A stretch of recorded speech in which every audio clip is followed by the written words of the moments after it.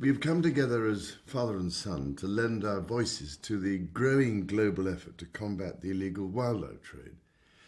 A trade that has reached such unprecedented levels of killing and related violence that it now poses a grave threat not only to the survival of some of the world's most treasured species, but also to economic and political stability in many areas around the world. Now, I've said before that we must treat the illegal wildlife trade as a battle, because it is precisely that. The rising and apparently insatiable demand, much of it from Asia, has provided an economic incentive for trafficking to become increasingly criminalized and professional.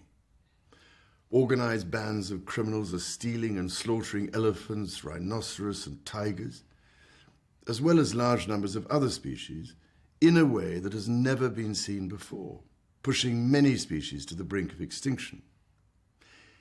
They are taking these animals using the sophisticated weapons of war, assault rifles, silencers, night vision equipment, and helicopters. Unarmed park rangers are no match for these organized gangs and high-powered equipment. Tragically, many brave rangers have lost their lives while trying to save those of the animals. My father and I hope you share our belief that it is shocking that future generations may know a world without these magnificent animals and the habitat upon which they depend. This year, I have become even more devoted to protecting the resources of the earth for not only my own son, but also the other children of his generation to enjoy. I want them to be able to experience the same Africa that I did as a child. It is, of course, even more important for each child growing up in countries where these animals live. It is nothing less than immoral that they are losing their birthright to fuel the greed of international criminals. Our profound belief is that humanity is less than humanity without the rest of creation. The destruction of these endangered species will diminish us all. Allow me just to give you some sense of the scale of the problem with a few staggering numbers. More than 30,000 elephants were killed last year, amounting to nearly 100 deaths per day.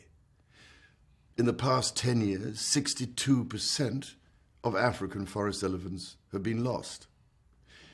If this rate continues, the forest elephant will be extinct within 10 years. A rhinoceros is killed every 11 hours. As recently as 100 years ago, there were as many as 100,000 wild tigers living in Asia. Today, there are believed to be fewer than 3,200 left in the wild.